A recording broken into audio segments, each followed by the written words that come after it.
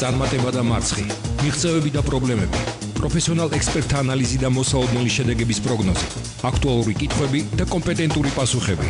დაუთმოთ დრო ქართულ სპორტს. სპორტთან რადიო იმედის პირდაპირ ეთერში. დიტო მარინაშვილთან ერთად.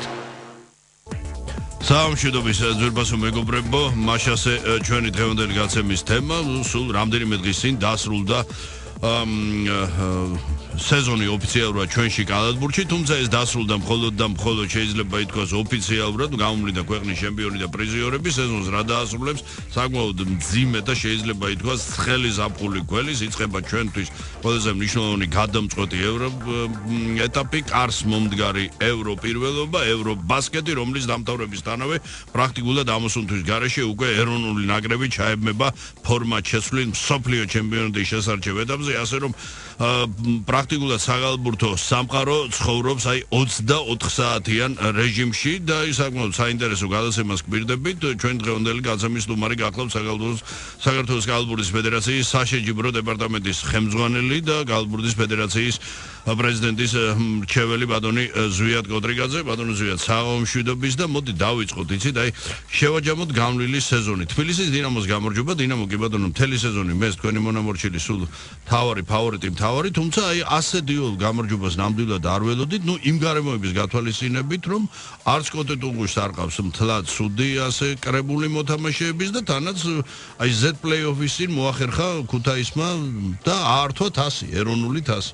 და შემდგომ კი სერია შეიძლება 3 თამაშის ჩარჩოში ჩაჯდეს 3-0, მაგრამ ის ანგარიშებიდან გამომდინარე თქვენი აზრით, თქვენ სხვა შორის მე მინდა შეგახსენოთ, რომ 90-იანი წლების საკმაოდ ცნობილი გალბურთელი გახლავთ, გამოსილი გალბურთელი, ჩვენი ლეგენდარული უსაყვარლესი ქართული საგალბურთო გურუს ასე ვიტყოდი ნამდვილად და მოძღვარის თამაზ ოქროაშვილის აღზრდილი ბატონი ზვიადი.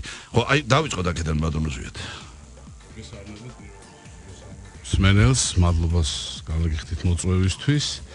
რაც შეეხება ჩვენს შიდა ჩემპიონატ სუპერლიგას, რომელიც სულ რამოდენიმე დღის წინ დასრულდა დინამოს წარმატებით. მთელი წლის განმავლობაში, როგორც თქვენ ნახსენეთ, დინამო იყო სტაბილური, საკმაოდ კარგად დაბალანსებული გუნდი. ის თუ რამ გამოიწვია ესეთ შედეგს, სიმართლე გითხრათ, ბევრი გულშემატკივარი არ ელოდა ესეთ შედეგს 3-0, მაგრამ თუ გადავხედავთ რეგულარულ ჩემპიონატს 4 წლით მიმდინარეობს, როგორც მოგეხსენებათ და იმ 28 თამაში, რომელიც ჩაატარა დინამომ, ფაქტიურად რამოდენიმე 2 თამაში ჰქონდა სულ წაგებული და მათ შორის ქუთაისთან უშუალო დაპირისპირებაში 4-ვე თამაში ჰქონდა მოგებული. 2 ქუთაისში, 2 თბილისის ახალ სპორტის სასახლეში. კი ბატონო. შესაბამისად, მაინც და მაინც ახლა დიდი, ესე ვთქვათ, რაღაცა აღმოჩენა არ იყო ის, რომ დინამოს გარკვეულწილად რაღაცა გარკვეული უპირატესობა ექნებოდა, მაგრამ ფინალია ყოველთვის, ნერვები უფრო დაძაბულია, თამაშიც დაძაბულია და შესაბამისად ჩვენ ფიქრობდით, რომ ალბათ უფრო დაძაბული გვექნებოდა ფინალი, თუმცა კი პირველი თამაში საკმაოდ ისეთი იყო, დაძაბული თამაში იყო, რომელიც თბილისში შედგა. მეორე თამაში, ესე ვთქვათ, დინამომ პირწმინდად მოუგო ქუთაისს და ქუთაისში უკვე მესამე თამაში, რომელსაც ასევე ჩვენს გახდით, ფედერაციის წარმომადგენლები და საბედნიეროდ ნახევარი ქუთაისი ფაქტიურად დარბაზში იყო მოსული, იმიტომ რომ ამაზე შემდეგ ვისაუბრებთ ალბათ კომაგების პრობლემაზე და ასე შემდეგ. ქუთაისი ეს არაკლია ნამდვილად და არის საოცარი კომაგობა და მე ამ ყველაფერს მივესალმები და მინდა დიდი მადლობა უთხრა ქუთაისელებს, ერთ თამაშს არ აცდენს არც ერთი მისი კომაგი. იქ სამწუხაროდ პირველი 2 პერიოდი საკმაოდ პირველი ტაიმი, ესე ვთქვათ, საკმაოდ დაძაბულად წარიმართა, მაგრამ მესამე პერიოდში უკვე, ესე ვთქვათ, ქუთაისი გადყდა. დინამომ საოცრად კარგი თამაში აჩვენა. პირველ რიგში მე ვფიქრობ, რომ დაცვის ხარჯზე მოხდა ეს ყველაფერი, საოცრად კარგად იცავდნენ თავს და შედეგი დაფიქსირდა ის, რაც დაფიქსირდა უკვე ასე შემდეგ. ასე რომ ბრინჯაოს მედლები ალბათ დამსახურებულად რამაზის ბიჭებს, გოგობარიშვილს, რუსთავს, აჩიკო, კი, მართალია, გავიდა კაქტუსი მე-4 ადგილზე, თუმცა მაინც იგრძნობოდა, რომ იყო გამოცდილების მხრივ სხვაობა რა და ალბათ ბადროზუგა ამანაც ითამაშა.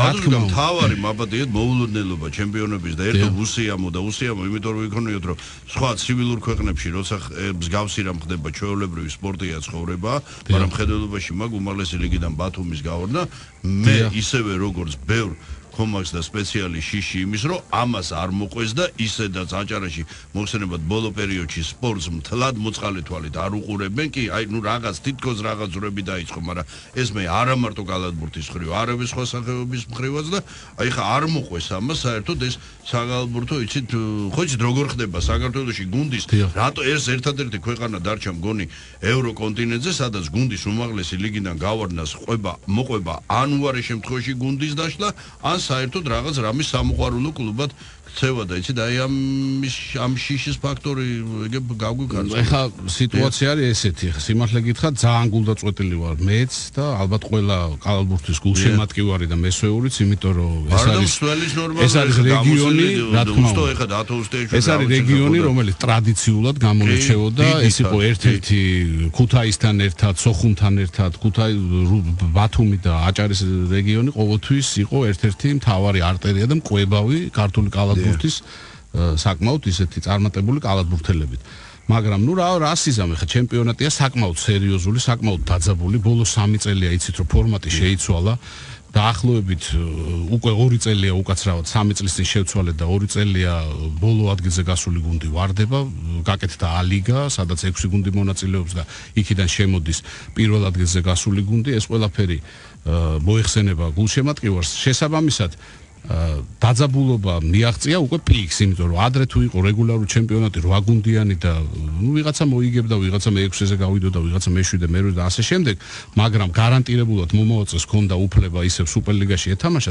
2 წელია უკვე ეს ყველაფერი ესე არის და ყველა თამაში თითქმის ყველა თამაში არის პრინციპიალური და პრინციპულად საინტერესო იმდენად რამდენადაც ყოველ ქულას ქონდა მნიშვნელობა და ბოლო ტურამდეც იცით რომ გარკვეული არ იყო ვინ გავარდებოდა. აქ მინდა ბატონო ზუგა იცით ჩაგერთოთ და კითხოთ რომ ნუ სამწუხაროდ დღემდე ეს არის საერთოდ ქვეყნის გლობალური პრობლემა ძვირფასო მეგობრებო თქვენ იცით რომ თითქმის ყველა გადაცემაში ამას უსვავთ ხაზს და ჯერჯერობით არ არის ამაზე კონკრეტული პასუხი, იმიტომ რომ ძლიერი ამ ქვეყნისა საერთოდ ამ თემაზე დუმან თუ ოდესმე როდის დაიწყება ქართული სპორტის პროფესიულ რელსებზე გადაყვანა. აქედან გამომდინარე ისევე როგორც სპორტის სხვა სახეობებს მათ შორის განსაკუთრებით შეიძლება ითქვას რომ საქართველოს კალათბურთის ფედერაცია ამხრებ საკმაოდ ისეთ მდგომარეობაში იმყოფება, იმიტომ რომ ისედაც საკმაოდ ისეთი ბიუჯეტი, საკმაოდ მნიშვნელოვანი ნაწილი ბუნებრივია მიდის გუნდების, იმიტომ რომ გუნდების გარეშე ეროვნული ჩემპიონატის გარეშე ვერანაირ ნაკრებს ხო მეთანხმებით ბატონო ზუგან ხო აი ხა ამასთან დაკავშირებით მინდა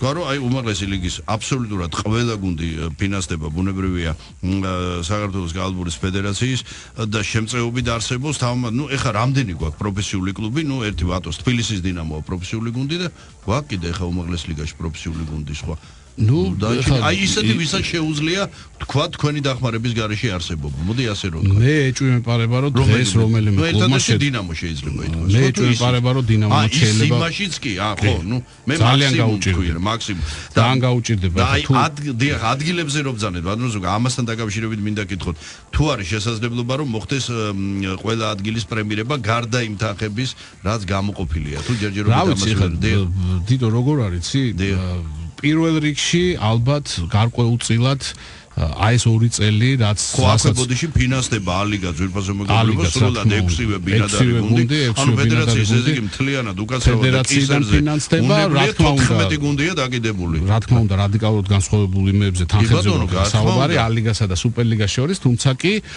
იმდენად წამახალისებელია ალიგის ჩემპიონობა ეს ნიშნავს უკვე ამოდიხარ სუპერლიგაში და ზუსტად ისევე ფინანსდები როგორც სუპერლიგის ნებისმიერი ჩვეულებრივად მოთამაშე გუნდი ბათუმს უბრალოდ ერთი წამით ბათუმზე ვიტყვი იმას რომ ეს იყო საკმაოდ ისეთი სერიოზული დარტყმა ნუ არ ვიცი იქ ძალიან ბევრი პრობლემებია ნუ კლუბს თავისი მესვეურები ყავს კლუბს თავისი პატრონი ყავს ესე ვთქვათ ალბათ ამაზე დასხდებიან უამრავ რაღაც პრობლემებს იმას ყოველ შემთხვევაში ბოლო რამოდენიმე თითქმის წრენახევარი გუნდმა ჩაატარა დაახლოებით 8 კაციანი შემადგენლობით რა როდესაც იქ იყო ერთი ლეგიონერი რომელიც ტრავმირებული იყო საკმაოდ სერიოზული ამერიკელი მოთამაშე ყავდა თეთკანიანი რომელიც დაშავდა სადღაც დაახლოებით მეორე წრის ბოლოსკენ და ამან ბევრი რაღაცა პრობლემები შეუქმნა ბათუმს მაგრამ ოფიციალურად ცხადდებოდა რომ ცენტრის გარეშე დარჩა ბათუმი, დამეტაგვედ ეს არა, ეს ხო ერთ-ერთი მნიშვნელოვანი, მაგრამ არა გადამწყვეტი ფაქტორი. ალბათ ბევრი პრობლემები იყო გუნდში, შესაბამისად სწორედ იმ ბოლო თამაშებში, ბოლო 6 თამაში, როდესაც უკვე მეხუთე მერვე ადგილის ბედი ირკვეოდა, იქ ბათუმმა თავიდან თითქოს წარმატებულად პირველი თამაში მოიგო, მაგრამ სამწუხაროდ სახში ძალიან პრინციპული მატჩი 1-0 დათმო მგზავრებთან და შემდეგ უკვე სოხუმს მოუგო, მაგრამ მე ისევ თბილისში უკვე ოლიმპთან თამაში, რომელსაც დაახლოებით 17-18 ქულით იგებდნენ პირველი ტაიმი, მე როგორც წესი მე რასაც უყურებდი, ძირითადად მაინც პრობლემები ექნებოდათ მესამე-მეოთხე პერიოდში. სერიოზული პრობლემები და ალბათ ისევ ფიქრობ, რომ მაინც კამის პრობლემა იყო, იმიტომ რომ ფიზიკურად უბრალოდ ის მოთამაშეებით ვერ უკრავდებოდნენ. იცით, ეს შევერაღებელი თვალით ჩანდა, რომ გუნდი ნაბიჯ დღენია და გმიდიოდა უბსკრულისკენ. იცით, სიმართლე გითხრა, მე სწორედ გამიგე ხა ჩემი ახლობელი არ არის შორებელი კაცი.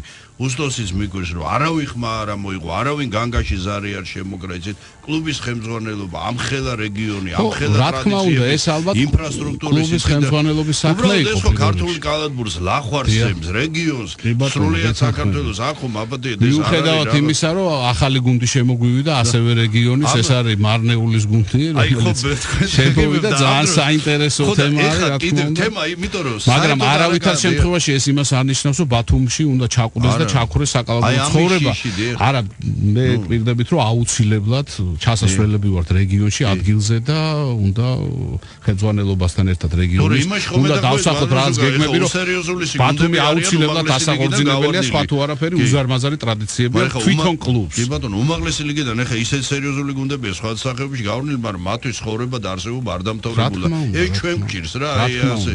ზოგადად ჩვენ ეგეთი სენი გვაქვს, პატარა წარუმატებლობაზე შეიძლება რაღაც კარები გავუჯახოთ, მაგრამ მე იმედი მაქვს, რომ ბათუმის შემთხვევაში ესე არ მოხდა. არა, იმიტომ რომ კიდევ ერთხელ ვამბობ, ძალიან დიდ რეგიონზეა. კი ბატონო, ეხლა რაც შეეხება თქვათ იგივე ამ დაფინანსებას და ასე შემდეგ, ეს არის ჩვეულებრივად ყოველ წელს თითოეული კლუბი სახელმწიფოსგან, ესე ვთქვათ, ამ შემთხვევაში კალათბურთის ფედერაცია ელემენტარულად გამტარია უბრალოდ რაღაც გარკვეული თანხის.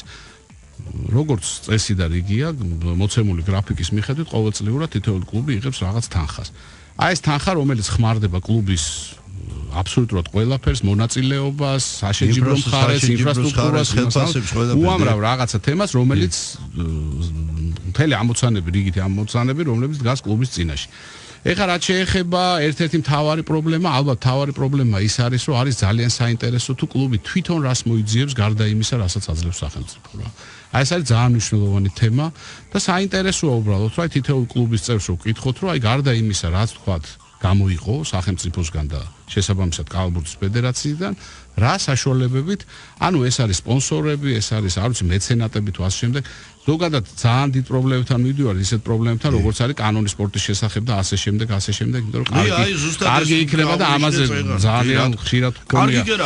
სპორტის მეშვეობით საუბარი, რომ იქნებ რაღაცა გარკვეულწილად მათ, ვისაც აქვთ საშუალება, რომ სპორტს რაღაც გარკვეული დონორობა გაუწიონ, აუც კარგი იქნება თუ რაღაცა გარკვეული შეღავათები იქნებათ. ეს ორჯერ სახელმწიფოსგან და ასე შემდეგ. ნუ რა ვიცი, არ ჩანს და ეს აუცილებელია, იმიტომ რომ ისეთ პატარა ქვეყანაში, როგორც ჩვენი ქვეყანაა, ცოტა რთულია, იმიტომ რომ წარმოიდგინეთ ჩემპიონატებს, რომელსაც ატარებთ ნებისმიერ დარბაზებში და ინფრასტრუქტურა, რომელსაც მოვიხმართ, ყველგან არის შესვლა უფასო.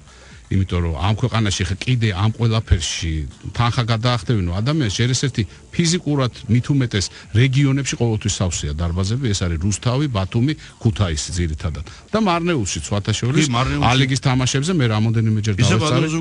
თქვენს ხელდარსებული ინფორმაციით აქვს სათანადო დარბაზის პარამეტრები და ეს გვაძლევს შესაძლებლობას ეროვნული ჩემპიონატის თამაში ჩაატარო. ეროვნული ჩემპიონატის თამაში ჩაატარებს. მანაუს შეუძლია თავისუფლად ჩაატაროს, იქ არის მთელი რიგი რაღაც პარამეტრების, რომელიც დაცულია აბსოლუტურად, უბრალოდ პატარა დარბაზია საკმაოდ, შესაბამისად მეტი ყურადღება უნდა უკვე უსაფრთხოების თვალსაზრისით, იმიტომ რომ ჩვენ ამაზე ყოველთვის მუშაობთ გუნდებთან, იგივე ბათუმი, იგივე ქუთაისი, იგივე რუსთავი, ხშირად ქონია რაღაც გარკვეული რაღაცა პრობლემები უსაფრთხოების თვალსაზრისით, მაგრამ უკვე ამ წლის განმავლობაში იყო გარკვეული ინციდენტები, ეხა არავინ არ მალავს ამან, იცის ყველამ გადასარევად ყველაფერი, მაგრამ მაქსიმალურად უკვე დაცულები ვართ.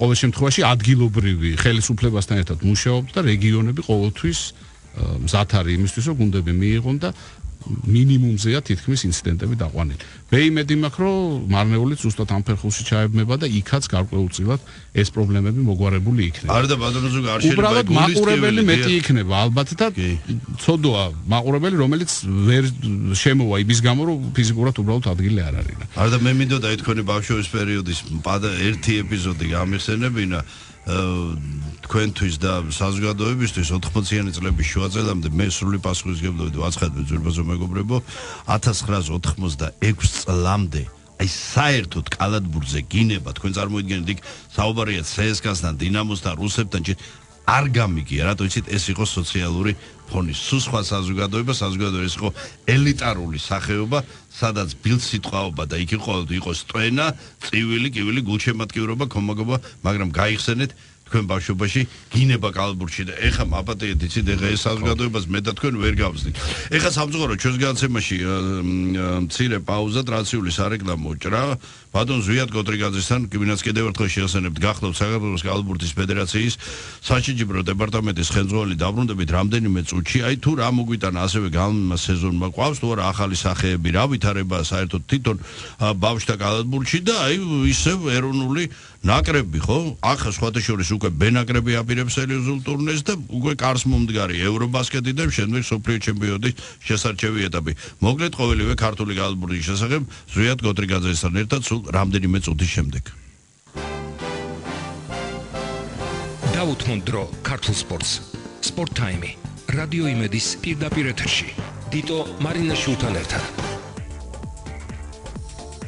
ვაგრძელებთ ძვირფასო მეგობრებო ჩვენს გადაცემას საუბრობთ ქართულ კალათბურთზე, განვლილ სეზონზე, პერიპეტიებსა და პერსპექტივებზე საქართველოს კალათბურთის ფედერაციის საშეჯიბრო დეპარტამენტის ხელმძღვანელი ბატონი ზვიად კოტრიგაძე ჩვენი დღევანდელი გადაცემის სტუმარი ბატონი ზვია ჩვენ შევჩერდით საკმაოდ საინტერესო თემაზე თუ გამოჩნდა ახალი სახეები თანაც ისეთი დატვირთული სეზონი აქ მარტო ეროვნულ ჩემპიონატსა და ალიგაზე არ ვსაუბრობთ აქ თითქმის ყველა ასაკობრივ კატეგორიაში, რომელიც მზარდი, სხვათა შორის ესე ამპლიტუდის მიხედვით არის მზარდი, 20-ლამდელები 18 და 16 თუ გონდა, ეხა ფაქტიურად უკვე საფესტივალო ასაკს უწოდებთ ხოლმე უკვე 14 წლამდელთა შეჯიბრიც, ხო?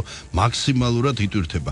და იცით, სანამ ახალ სახეებზე ვიტყოდეთ, აუცილებელია ითქვას ინფრასტრუქტურის შესახებ, იმიტომ რომ მოხსენებათ როგორც სპორტის ბევრ სახეობას და მათ შორის აქ განსაკუთრებით კალათბურთს აქ სერიოზული პრობლემაა უშუალოდ დარბაზებთან დაკავშირებით. კი ბატონო, ეს მაღლებთან ეხა ოლიმპიური სასახლე, იტვირთება, კალათბურთის მხრივ, მაგრამ ეს მაინც პირადად მიმაჩნიათ, რასაც ხედავ, რომ არის სხვაში წვეთი. გამომდინარე იქიდან, რომ გუნდები ვთქვათ, იფარგლებიან მხოლოდ ვთქვათ, არასათანადო მაინც არასასურველი, მოდი ასე ვთქვათ, ვარჯიშით იფარგლებიან, მე ამ ბავშვებს ინდივიდუალური წვდომა, აი ის რაც ხშირად მომყავს ხოლმე, მაგალითი კურტინაიტის მაგალითი, როცა პირდაპირ აი აქ ამ ეთერში 15 წლის წინ აცხადებდა, რომ თითოეული თამაშის შემდეგ მარტო ჟალგირიში რო ვიყავი 500-დან 700 ხორცნამდე ვახორციელებდი თამაშის მერევ. ეხლა როცა ამ თაობას ველაპარაკები, იცით რა არიან ბავშვები, რომელთაც სურთ ინდივიდუალური განვითარება, მაგრამ აი სად როგორ უნდა მოხერხდეს ამ პირობებში ეს ვაპატიეთ ეს მსუბუქი ხელი, ანუ ეხ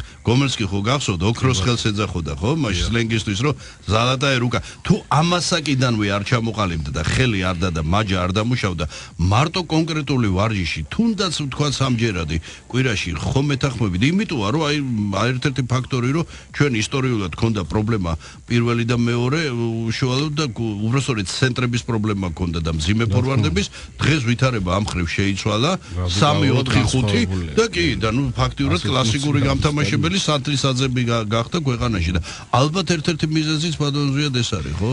რა ვიცი, თითო დავიწყებ პირველ რიგში აი შენ ახსენე ინფრასტრუქტურა და ინფრასტრუქტურასთან დაკავშირებით რამოდენიმე წელია უკვე ვატარებთ ახალ სპორტის სასახლეში, ეს არის უნივერსიტეტის ქუჩაზე მაღლივთან. ვერაფერს ვერ ვიტყვი იმ თვალსაზრისით, რომ დარბაზი არის აბსოლუტურად კომფორტული, კომფორტულად მოწყობილი, კომფორტული მუშაობს სტაბლო ყველა მაჩვენებლით პარამეტრით მიდის აღრიცხვად. მადლობა მინდა გადაუხადო ბიჭებს, ვინც იქ არიან, იმიტომ რომ აბსოლუტურად ყველაფერში გვერდში გვიდგანან, ჩვენ დაახლოებით კონტრაქტი გვაქვს ხოლმე თითქმის 7 თვის მანძილზე, ვიღებთ ამ ყველაფერს, მას მერე რაც ჩემპიონატები გვეწყება ოქტომბრის თვითან და 7 თვით არა, უკაცრავად 9 თვით დაახლოებით ივნისის ბოლომდე ფაქტიურად ჩვენ გაკარგულებაშია, უმეტესი ნაწილი ჩვენა ვართ ამ ყველაფრის ამტვისებელი, თუმცა კი იქ უამრავი შეჯიბრებები ტარდება, მათ შორის სხვადასხვა სახეობები, ისეთი რომ ფარიკაობა, უშუს რაღაც ევროპის ჩემპიონატი ჩატარდა ამ რამოდენიმე ხნის წინ, ფუტზალი და ასე შემდეგ. მაგრამ თავარი და უმთავრესი არის ერთი რამ, რომ მე მინდა მიულოცო ფეხბურთის ფედერაციას, რომელსაც თავის საკუთარი ბაზა გააჩნია და ეს არის ლოკომოტივის სტადიონი, ასევე რაგბის ფედერაცია, რომლებიც თითო მათგან ჩვენი მეგობრები არიან, ძალიან ჭიდრო და ახლო ურთიერთობა, ჭიდრო ურთიერთობა გვაქვს, ერთმანეთს გულშემატკივრობთ, ისე როგორც საჭიროა და ასე იგივე ჩოგბურთის ფედერაცია, რომელიც მე რამდენადაც ვიცი ცოტა ხანში გადაეცემა ის არსებული ზიურში. ეს ოფიციალურად გაცხადა კიდეს ფედერაციის ხანგრძლივადიანი 50 წელი თუ 25-50 წლიანი ჯერია. თამამად თქვათ, იგივე ძუდოს აკადემია, ჭიდაობას, თავისი კალათბურთის ფედერაციას საკუთარი არაფერი არ გააჩნია. საკუთარი საერთოდ არაფერი არ გააჩნია, მათ შორის ოფისი, რომელშიც ვხედავთ და მუშაობთ, არც ის არ არის ჩვენი, არანაირი დარბაზი, რომელსაც ჩვენ მოვიხმართ, ყველაფერი ამაში საკმაოდ დიდი რაოდენობით თანხები მიდის. იმიტომ რომ ჩვენი საკუთარი არაფერი არ გაგვაჩნია. ერთი ისევ და ისევ თავარი თემა ეს არის ვერის ბაღი, რომელიც არის, ვერის საკალათბურთო სასახლე. გეგელიძის სახელობის საკალათბურთო დარბაზი, კი. ეს არის ქართული კალათბურთის მექა. ნამდვილი, კი. ეს დარბაზი მრავალჯერ გადაკეთდა, იყო ნახევრად ღია, ის პატარა დარბაზი, რომელიც არის საერთოდ არ იყო, იქ იყო ღია მოედანი.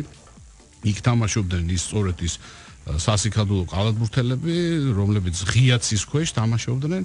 ყველას ახლა ვერ დავასახელებთ, მაგრამ საუბარია ბატონ ოთარზე, ქორქიაზე, ნოდარ ჯორჯიკიაზე და ასე შემდეგ. უამრავი მათგანი თამაშობდა მან და გაკეთდა ის არაჩვეულებრივი ინფრასტრუქტურა და ასე შემდეგ და ჩვენ გვაქვს ძალიან დიდი სურვილი და ჩვენ ვიქნებით სამაგალითო ფედერაცია თუ როგორ უნდა მოუვარო მე საკუთარ ბაზას. რა არაჩვეულებრივად მოვლილია ფეხბურთიც, არაჩვეულებრივად რაგბიც, არაჩვეულებრივად მოვლილია ძუდოც, ყველაფერი და ჩვენც გვინდა რომ მატრიქსში ჩავეწეროთ რა. ჩვენც ვაჩვენებთ სხვა სპორტის სახეობებს და არა მარტო სხვა სპორტის სახეობებს, ნებისმიერი იმ დარბაზში მომსვლელს როგორი გამართული და როგორი მოვლილი უნდა იყოს საკალათბურთო დარბაზი. ბევრი რამეა იქ გაკეთებული, მაგრამ კიდევ უფრო ბევრი გასაკეთებელია, იმიტომ რომ ხარვეზები იქ საკმაოდ ბევრი არის და ბატონო რა უდგა წინ ამ საკითხის პრობლემებს. მე ვფიქრობ, რომ ეს ყველაფერი დადებითად გადაწყდება. მე ვფიქრობ, რომ სპორტის სამინისტროში არის ჩვენი თხოვნა შეტანილი წერილობით სახით, რომელსაც უამრავი კალათბურთელი და უამრავი მწვრთნელი და უამრავი კალათბურთში მომუშავე, ესე ვთქვათ, ადამიანი აწერს ხელს, რომ ეს შენობა ნაგებობა, რომელიც ოდითგანვე ემსახურებოდა ქართულ კალათბურთს, ისევ დაუბრუნდეს ქართულ კალათბურთს. მე ხა ვერ ვიტყვი, რომ დღეს იქ კალათბურთელები არიანი კალათბურთელები, უბრალოდ იყოს ფედერაციის. ეს არ იქნება არც პირადად არავის განკარგულებაში. ნებისმიერი ადამიანი, ვინც მომავალში მივა კალათბურთის ფედერაციაში, სწორედ რომ ფედერაცია მოიხმარს ამ ყველაფერს და ეგან რაზეც ვისაუბრეთ თქვენ და თქვენ რო ახსენეთ, აი ეს სუპერლიგა, ალიგა, ბელიგები, 20 წლამდელები, 18 წლამდელები, 16 წლამდელები, 14 წლამდელები, სხვათა შორის ახლა ის junior NBA დაიწყო. აი ეს პატარა ბავშვი, კი ბატონო, ფაქტობრივად მინი კალათბურთის ესე თქვა, პატარა ფესტივალი და ასე შემდეგ. ქალთა კალათბურთი, გოგოები, რომელიც არის ორი ლიგა გვაქვს, ქალთა ლიგა და 16 წლამდელთა გოგოების ლიგა. ეს ყველაფერი დაახლოებით 2000 თამაშზე ავიდა რაოდენობა იმის კალათბურთის წელიწადში დაახლოებით 2000 თამაშს ვატარებთ. ეხლა წარმოვიდგინეთ 365 ეს ყველაფერი დედაქალაქში უმეტესია. ძირითადად დედაქალაქში, რა თქმა უნდა. ძირითადი ნაწილი ხდება დედაქალაქში. და ეს რაც ტარდება, ეს ვთქვათ ფედერაციის ეგიდით, თორე არის რეგიონები კიდე, რომელსაც ატარებს ვთქვათ, მაგრამ ამ დედაქალაქში, თბილისში ხო არის საჭირო რაღაც გარკვეული ინფრასტრუქტურა, რომელიც ამ ყველაფერს მიიღებს. ამ ყველაფერში რა თქმა უნდა რომ ვიხდით თანხას, იმიტომ რომ მოგეხსენებათ ლამაზ თვალების გამო არავინ არაფერს არ გვჩუქნის. შესაბამისად დიდ შეღავათებს გვიკეთებენ, რა თქმა უნდა რომ გვეხმარებიან და გვერდში გვიდგანან, მაგრამ რა თქმა უნდა რომ გვირჩენია ფედერაციას კონდეს თავის საკუთარი ესე ვთქვათ ბაზა. არა ამის გარეშე არა თუ გვირჩევთ, მოვიდეთ წარმოუდგენელია, იმიტომ რომ ეს არის კოლოსალურ თანხებზე ავდივართ, როცა წლის განმავლობაში მე ამ ყველაფერს ვიხდით ესე. და თქვენ ნებართვით მინდა მსმენელს ეს სულ ერთი სიტყვით უბრალოდ განვმარტო კიდევ ერთხელ შევახსენო უფრო სწორედ რომ თქვენ წარმოგიდგენიათ ეს თანხა რომ გამოთავისუფლდეს, რომელიც მოხმარდება უშუალოდ მწვრთნელთა საერთაშორისო ასპარეზზე მივლინების ხარჯებს კლუბებში, ასევე მათ განვითარებას, მათ ზრდას, საჯების ასევე არანაკლებ მნიშვნელოვანი ხო, იმიტომ რომ საჯით იწყება ფაქტიურად მსვლელის პარალელურად ის წესების საკითხვა და მნიშვნელოვანი თემაა, საჯები ყავს, საჯები ცოტა არ ყავს, ბევრი არ ყავს, უბრალოდ საკმაოდ ხარისხიანია საჯობა, ხშირ შემთხვევაში შეიძლება რაღაცა გარკვეული გადაცდომებიც არის, ასე შემდეგ, ეხლა მოგეხსენება. თუმცა მკვეთრი პროგრესია ბოლო პერიოდში აგერ უკვე იწერება, რომ ნაციონალურ საკალათბურთო ასოციაციაში სერიოზული პრობლემები დგას საჯობის მხრიდან. კი, ის კი არა ვიდეო რეფერით შემოიღეს რა თქმა უნდა, იმიტომ რომ ალბათ ადრე თუ გვიან ჩვენც მოგვიწევს რაღაცა მსგავსი რაღაცების გაკეთება, ეს ყველაფერი ისევ და ისევ ფინანსებთან არის დაკავშირებული და ისევ იმ ყველაფერთან, რომ და მწვრთნელების დაოსტატება, ბანოზია და აი ეს თავი კიდე ერთი მნიშვნელოვანი პრობლემა. იქნა დაოსტატებული მცველი, შესაბამისად ვერც კალათბურთელი ვერ დაოსტატება და საკალათბურთო სკოლები, სადაც მუშაობენ მცველები, უნდა იყოს ძალიან მაღალი დონის მცველი. ისე ამასთან დაკავშირებით ბანუზი არ შეიძლება არ კითხოთ ვისარგებლო შემთხვევით კარგახანია საუბარია და როდიდან აპირებთ მაინც დაწყებას მსმელთა ლაჟირების ანუ კატეგორიების მიხედვით იმიტომ რომ არის უკვე დაწყებული დაახლოებით 2 წელია ეს მსმელთა მინიჭება კატეგორია და კატეგორიების მინიჭება არსებობს რამოდენიმე კატეგორია დაახლოებით 2 წელია უკვე ეს ყველაფერი არის სახელმძღვანელო სპეციალური გამოშვებული და პირდაპირ მოთხოვნაა თუ მწვრთნელი ნებისმიერი მწვრთნელი საქართველოს მასშტაბით, რომელიც მუშაობს ფედერაციის სტრუქტურაში, ფედერაციის ესე ვთქვათ ვერტიკალში გამოყვანა უნდა რომელიმე გუნდის შესაბამისი სერტიფიკატი აუცილებლად გქონდეს. ანუ თუ თქვათ თქვენ ყავთ პატარების გუნდი, შესაბამისად აი სერტიფიკატი რომელიც არის თქვათ დაწყებითი, რაც არის 0-დან ესე ვთქვათ 12 წლამდე, მერე 12-დან 16-დან, 16-დან ზემო და ასე შემდეგ შესაბამისი სერტიფიკატი უნდა გქონდეთ და შესაბამისი ტესტი და შესაბამისი გამოცდა უნდა გქონდეთ ჩაბარებული, რომ ეს ყველაფერი მიიღოთ. ფანაერად შეიძლება არის სადღაც მაღალმთიან სოფელში მწვრთნელი რომელიც მუშაობს, მაგრამ იმას არ აქვს შეიძლება პრეტენზია რომ გამოიყვანოს მაგალითად იმაში რაჭაში ყავს გუნდი და იმერეთის ჩემპიონატ შეიძლება არ უნდა რომ გამოიყვანოს, მაგრამ თუ ვერტიკალში მოექცა და საქართველოს კალათბურთის ფედერაციის არსებულ რამე ტურნირში მიიღო მონაწილეობა, აუცილებლად უნდა იყოს სერტიფიცირებული. იმიტომ რომ გარდა მწვრთნელობისა, იქ არის სხვა ელემენტარული კიდე ისეთი თემები, რომელიც უბრალოდ უხერხულია. ყველა ბავშვებთან მომუშავე ადამიანმა უნდა იცოდეს აუცილებლად. ბანუზია, სტრიტბოლზე მინდა კითხოთ, ბოლო ხან საკმაოდ პოპულარული გახდა და ჩვენი ისე თვითონ აი რელიეფის დაწყებული ინფრასტრუქტურაც ხვედელობაში გიგივეთ უგნებავთ სკოლებისა და წესით და რიგით ვალდებულია ახლა საჯარო სკოლაში, გნებავთ კერძო სკოლაში, სპორტულ დარბაზში რომ ორი ფარი მაინც ეკიდოს, ხო?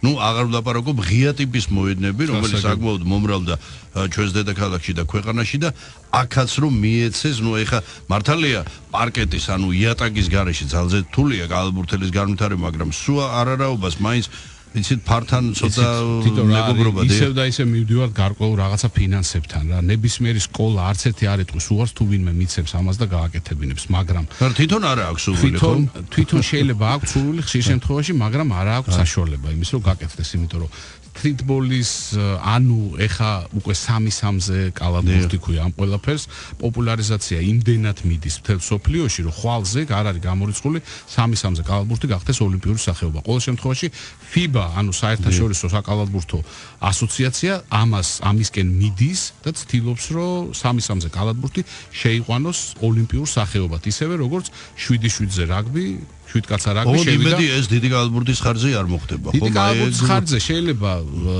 ნაწილობრივ მოხდეს, მაგრამ მე მაინც გეტყვით რომ მოყოლებული ჩვენი ბავშვობიდან, იმიტომ რომ ქუჩის კალათბურთი თითოეულ ჩვენთაგანს გვითამაშია, საკმაოდ სერიოზული კალათბურთელები ქუჩაში მოთამაშე კალათბურთელებს დაუმარცხებიათ, მე მახსოვს, ისევე როგორც მინი ფეხბურთი კიროვის ბავშვი, სადაც გავიზარდეთ თითოეულ ჩვენთაგანი, მე მახსოვს დათო ყიფიანსაც მოუგეს იქ თამაში რამოდენიმეჯერ და მე აღარ ეკარებოდა დავიდი ჩიქი არა ბანკის იმიტომ პრესტიჟის საკითხი იყო. ფეხბურთელებს არ უყვარდათ იქ. არა, ნამდვილად არ უყვარდათ. ისევე როგორც ეხა ფუტზალი. და კალათბურთშიც იყო მსგავსი ფუტზალი და ეხა მე ვერაფრით ვერ წარმოვიდგენ რომ მესი ფუტზალს ვინმესთან წააგებს, მაგრამ არის კატეგორია რაღაც ფეხბურთელების, ვინც სიამოვნებით წააგებენ ფეხბურთს ფუტზალის მოთამაშე ფეხბურთელებთან. ასე რომ ის ცოტა სხვა სპეციფიკაა, რა თქმა უნდა, კალათბურთია 80% მაინც კალათბურთის გული და სული დევს 3-3-ზე კალათბურთშიც, მაგრამ აი თამაშს თუ დააკვირდებით და თუ შეხედავთ და ხშირად არის სხვათა შორის ეხლა უამრავი სტარდება და მინდა გითხრათ რომ ამ 3-3-ზე კალათბურთში ათეულში შევდივართ ევროპის კი გვარიანად ფესვები გავიდით არა ბიჭები გამოდიან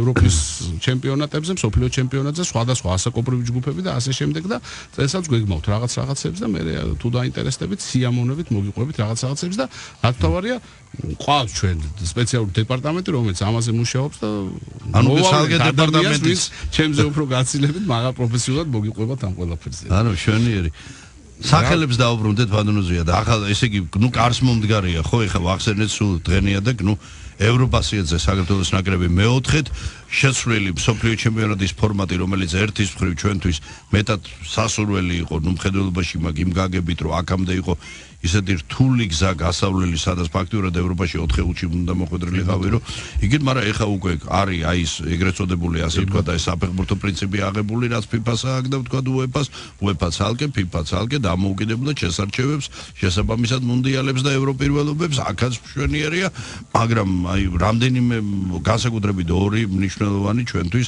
შეიძლება ითქვას აი თავსატეხი პირველი ის რომ მსოფლიო ჩემპიონატებზე ფაქტიურად უკვე არ იქნება ეგრეთ წოდებული MBS პანჯარა და შესაბამისად ვერ შეძლებენ MBS მოთამაშეები მონაწილეობას და ამის გარდა სავარაუდოდ და ამის გარდა უკვე ცოტა თაობათა ცვლა ცოტა კი არა უკვე კარზე ნამდვილად მოგვადრა რაც შეეხება თითო აი ამ ყველაფერს ნუ დავიწყებ იქიდან რომ ნაკრები სულ რაღაც რამოდენიმე დღის წინ გაფრინდა ბატონი ზუროსი იყო ჩამოსული და ესრო ფინალურ მატჩებს უკეთ გზნობს ხო თავს ოპერაცია გაიგე და ძვირფასო მეგობრებო ახლახას და ცოტა ჭირდებოდა საარბიტრაჟი მაგრამ ეხლა რაც შეეხება მომზადებას სადღაც უკვე ივლისის დასაწყისიდან ტრადიციულად ნაკრები შეიკრიბება და დაიწყებს მზადებას ну იმდენად დაძაბული გრაფიკია რომ აი მე სპეციალურად ამოუბეჭდე იმდენი თამაში ამის დამახსოვრება ცოტა რთულია მათ შორის ერთ-ერთი თავარი რომელიც იქნება ეს იქნება სადღაც 11 12 13 აგვისტო ეს იქნება თბილისის ტრადიციული ტურნირი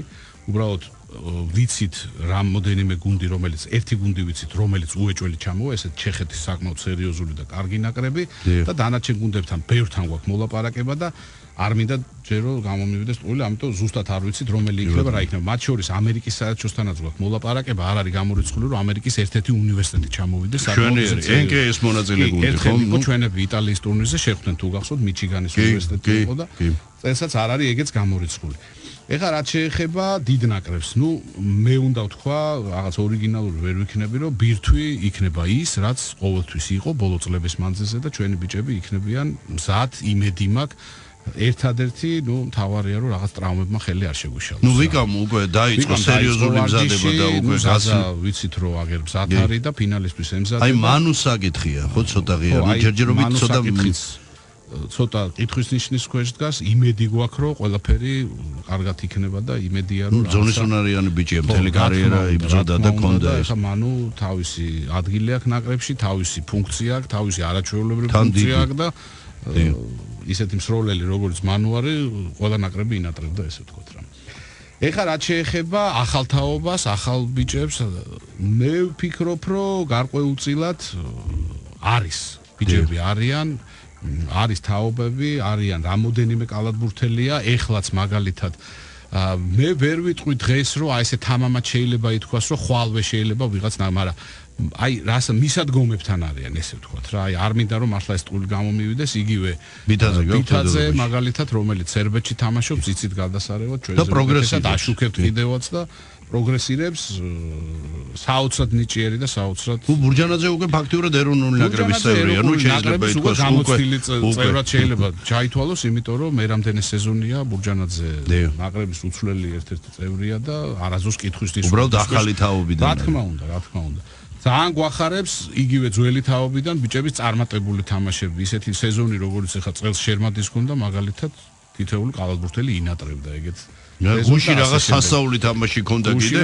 მაბადე რეალს ფარი გადაახია მადრიდში თავზე ეხა თან ანდორა ხო წარმოგიდგენია რაღაცა ჯუჯა სახელმწიფო და ნუ ძალიან კარგი ეს ყველაფერი და ძალიან დიდი იმედი გვაქვს რა რომ წარმატებულად გამოვლენ ჩვენი ბიჭები თუ სად როგორ ანაირად შემიძლია ორი სიტყვით თქვა ეს იქნება 31 აგვისტოდან იწყება ევროპის ჩემპიონატი ჩვენ ისრაელის ჯგუფში აღმოჩნდით ანუ მივდივართ თელ-ავივში სადაც ჩვენთან ერთად იქნება უკრაინა გერმანია ლიტვა იტალია საქართველო ეს ავად სახსენებელი იტალია 8-დან რო გვაქვს აგებული ხო მაგრამ ხო ეს იმისთვის არის კიდე რომ ხომ და დაირღვეს ეს ტრადიცია რა არ არის ხა იტალია შევეცდებით რომ ტრადიციები დავარღვიოთ ტრადიცია არ დავარღვიოთ ქვეჯგუფიდან გასვლის ტრადიცია დავარღვიოთ იტალიასთან ბანურიზე ამ სოფლიოს სხვა შორის ერთი საინტერესო ინფორმაცია ახალი რომელიც რადგანაც გონი პრესაში არ გაჟღერებულა და მე პირადად ძალიან გამიხარდა თქვენი აზრი მაინტერესებს ის რომ დაგვთანხმდნენ სერბები ასე რაღაცა მეგობრული ის უბრალოდ მეგობრული ხელი არ ქვია უბრალოდ გაგებით მოიგიდნენ და პირველი თამაში წლეულს ნაცვლად თბილისის ჩატარდება ბელგრადში, ნუ ან სერბეთის ტერიტორიაზე რაც არა ეხა ჩემთვის იყო მაბადეი შოკის მოგრული, ეს იყო კალენდარი შედგენილი პირადად ეხა მაბადეი ჩემი სუბიექტური აზრია, აღვიქვი ისე რომ თითქოს რაღაცა უხილავი, რაღაცა ბოროტი ძალა იმას ეხა გერმანიაში თამაშობ იწყებ გერმანიით, იქ თავის საჯებით იმით უნდა დაიხარჯო ბოლომდე და 2 დღის შემდეგ ფაქტიურად 1 დღე გზა, 1 დღე ხარ სავარჯიშოდ და უკვე თამაში გაქვს, ნუ ვისთან, ნუ მოსწონთან, ხო კალათბურთის მოსთან და ეს არის ისეთი რაღაცები, რაშიც შენ ვერაზოს არა მესმის მაგრამ რო შეიცვალა აი რატო შეიცვალა ალბათ იცით ხო ეს ყველა სპორტის სასახლე იყო დაკავებული საბედნიეროდ თუ ჩვენთვის საუბედუროდ ბავშვებმა მოიგეს ევროვიზია და ეს ევროვიზიის კომისია რომელიც იყო ჩამოსული აირჩია სპორტის სასახლე. მაგრამ თქვენც ხო გაწყობდათ რომ შეიცვალა აშკარად, იმიტომ რომ ეგებს სერბები ცოტა არა მე არ ვამბობ მე ვთვლი რომ ნუ ესე ხელაღებითაც ვერ ვიტყვი რომ მაინც დამაჩერება, მაგრამ მე მგონია რომ მაინც ჩვენთვის სასიკეთო იქნება უფრო, იმიტომ რომ ბოლო თამაში ფაქტიურად გამოგვივა ისევ სახში და რაღაცა გარკვეულწილად სახში თამაში ყოველთვის სასიამოვნო, მით უმეტეს გადავსებული სპორტის სასახლე. მე აღარც მახსოვს უკვე რა, რომელი სახეობა და ვინ ავსებს საერთოდ იმას, ვიცი რომ რაგბიზე დადის ხალხი და მაქსიმალურად სავსეა ხოლმე სტადიონები და სპორტის სასახლე როგორც წესი სავსეა, როცა ჩვენი გუნდი თამაშობს. ბანურზია, სულ რამდენიმე წუთი დარჩა და ტრივიალური შეკითხვით მინდა დავასრულო. ოღონდ ეს არ არის ტრივიალური, ეს არის ერთ-ერთი ყველაზე მტკივნეული შეკითხვა. თქვენი როგორც პროფესიონალის და წარსულში ცნობილი მოთამაშის აზრით, როგორ დაავაბრუნოთ კომაგი ტრიბუნებზე დედაქალაქში? კი, აღნიშნეთ და სიამოვნებით, რომ ყველა რეგიონში დარწმუნდნენ მარნეულში აშლაგი იქნება ბათუმს მიხედავს, რომ ალურხინდა იქაც თავისუფალი ბილეთის პრობლემა იყო. აი რა ხდება თბილისში არ ყველა სცენია საერთოდ. თაობა წამოვიდა, რომელსაც მაბადეით არაფერი არ აინტერესებს. რა იცი და ეს ძალიან მტკივნეული საკითხია. აი მე ელემენტარულ რაღაცას გეტყვით, იმ არსებულ დარბაზში, რომელშიც ახლა ვართ. რომელშიც ახლა მიმდინარეობს ნებისმიერი ჩემპიონატის თამაშები, ანუ ასაკობრივი იქნება ეს სუპერლიგა, ალიგა თუ ასე შემდეგ. თქვათ, მიდის რაღაც სუპერლიგის ერთ-ერთი რიგითი თუ მნიშვნელოვანი თამაში. გვერდზე როცა მეორე დარბაზში ბავშვები თამაშობენ, ბავშვი გამოდის თამაშიდან გამოდის, არ ვიცი მშობელთან ერთად თუ მარტო, შეიძლება საერთოდაც შემოიხედოს მეორე დარბაზში, ისე გავიდეს გარე. ეხლა ჩვენ ბავშვობაში მე ვფიქრობ, რომ ეს უფროსებს აგვაქვს სამუშაო რა, როგორც ძნელებს, ასევე ფედერაციას. არავინ არ იძახის იმას, რომ ყველაფერი აი ესე ლამაზად არის და შეფუთულია გადასარევად, ბევრი სამუშაო გვაქვს. გაცილებით უფრო მეტი მაყურებელი იქნება, მე გპირდებით ვერისბახში თუ გადავალთ და აუცილებლად არა მე ამაში ეჭვი არ მეპარებო მაშინ ტერიტორიული ისიც ძალიან ბევრ რამეს ნიშნავს, იმიტომ რომ ჩვენ ახლა სადაც თამაშობთ, იქ ფაქტიურად დასახლება არ არის. ფაქტიურად ესეთი საცხოვრებელი, ნუ იქ ხალხი ფეხით ესე ვთქვათ არ დადის, ეს არ არის ქალაქის შეიძლება რაღაცა რაღაცა პროვინციული რაიონი, მაგრამ იქ ხალხი ფეხით არ დადის. ნუ იქ ამოდიან მარტო სტუდენტები, რომლებსაც თავის საქმე აქვს, მეცადინეობენ, სწავლობენ, ეს არის გვერდზე არის მაღლივი. დანარჩენი ახლა იქ, ნუ ცოტა რთული თემაა, მაგრამ როცა ქალაქის ცენტრია, ტრანსპორტი იქნება ეს მილიონი თემა, მაგრამ თავარი და უმთავრესი მაინც ის არის, რომ ჩვენ გვაქვს ძალიან ბევრი სამუშაო, როგორც ფედერაციას, ასევე მწვრთნელებს, რომ ბავშვებმა პირველ რიგში გაიგონ, რომ ეს არის ოსტატების თამაში და იქ უნდა წახვიდეს. შესაბამისად, იმ თამაშის დონეც უნდა ავწიოთ არსებულის, რომელიც გვაქვს, თუმცა კი მე ვერ ვიტყვი, რომ დაბეჯითებით შემიძლია ვთქვა, რომ ყოველ წლიდან წლამდე იზრდება თამაშის დონე. მე ესე მგონია. მეგობრებო, მაშას საკმაოდ რთული, საგალბურთო ზაფხული, გველის დაიწყო უკვე, თქვენ კი მხოლოდ და მხოლოდ ჩვენი ტრადიციული დევიზით იარეთ გიყვარდეთ კალათბურთი, რომელიც ზეინტელექტუალური სახეობაა და სადაც ქართულ გენს ყოველთვის განსაკუთრებული მნიშვნელობა და წარმატებები ჰქონდა, ახლოვდება სულ რაღაც არც კი სრული 2 თვე და ვიზეიმებთ ქართული სპორტულ სათამაშო სახეობათა შორის ყველაზე დიდი ტიტულის ჩემპიონთა თასის აღებიდან 55 წლის თავს. და ქართულ კალათბურთს აგის გენი, როცა ჩვენმა თანამემამულეებმა, ჩვენმა დიდმა წინაპრებმა მოიგეს ევროპის ქვეყნების ჩემპიონთა თასი. ასე რომ იარეთ, გიყვარდეთ და იაქტიურეთ და დაუჭირეთ მხარი ქართულ კალათბურთს. წარმატება და მარცხი, მიღწევები და პრობლემები, პროფესიონალ ექსპერტთა ანალიზი და მოსაოდნელი შედეგების პროგნოზი, აქტუალური კითხვები და კომპეტენტური პასუხები. დაუთმოთ დრო ქართულ სპორტს. სპორტთან რადიო იმედის პირდაპირ ეთერში. დიტო მარინაშვილთან ერთად.